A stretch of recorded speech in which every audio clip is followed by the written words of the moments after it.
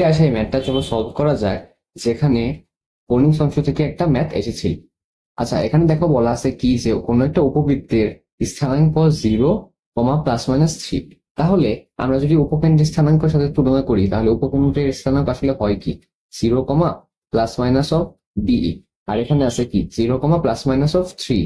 তাহলে এটার সাথে যদি এটা মিলাই, তাহলে আমাদের আসতেছে কি দেখো, BE আসতেছে কত 3। তো আমরা পাইলাম কি BE 3, এই অঙ্কটা পেয়ে গেলাম। তাহলে আমরা এখান থেকে লিখতে পারি না BE 3/E। ওকে, এরপরে আবার বলা হয়েছে যে নিয়ামক রেখার সমীকরণ হচ্ছে y 3y এত। তো 3y এত থাকলে ওটাকে আমরা লিখতে পারি না y +-25/3, জাস্ট এই পাশে দিয়ে দিলাম। এখন আবার আমরা জানি কি নিয়ামক রেখার সমীকরণ যেটা আছে ওটার সমীকরণ আসলে কি y +-b/e। তার মানে b/e আমরা আবার লিখতে পারি কি এই যে এই দুটো সমীকরণ থেকে 25/3। আবার বি ইকাস টু আমরা পাইছি কি 3/e, অর্থাৎ 3/e² 25/3। তাহলে ই এর মান আসলে আমাদের আসতেছি কত 3/5।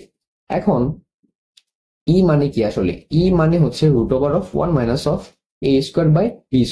- এটার সাথে তুলনা করলে। তাহলে ই² মানে কি 1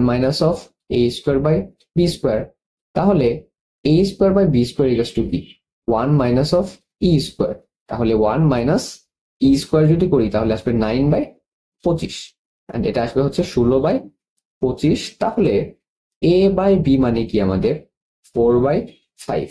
এখন দেখো b² পাইছিলাম কত 3/e, এর মান আবার পাইলাম কত 3/5। তাহলে নিচে একটা 3 আর এই 5টা উপরে যে 5 গুণ হয়ে যাবে। তাহলে বি এর মান আমরা পেলাম কত, বি এর মান পেলাম হচ্ছে 5। বি এর মান যদি এখানে বসে দিই 5, তাহলে দেখো এর মান আসবে কত 4। তাহলে আমাদের উপকেন্দ্রের উপবৃত্তের সমীকরণটা আসলে হবে কি দেখো, এর মান হচ্ছে 4, তাহলে x²/4² মানে 16 +y²/b², বি মানে হচ্ছে 5, মানে 5² কত 25। তাহলে ওটার মান হবে 1। দেখো এটার সাথে বড় ঘর ডি নাম্বার যে এটা আছে ওটা মিলে গেছে অপশন। দেখো x² /16 +y² /25 = 1। সো এটাই হচ্ছে অ্যান্সার।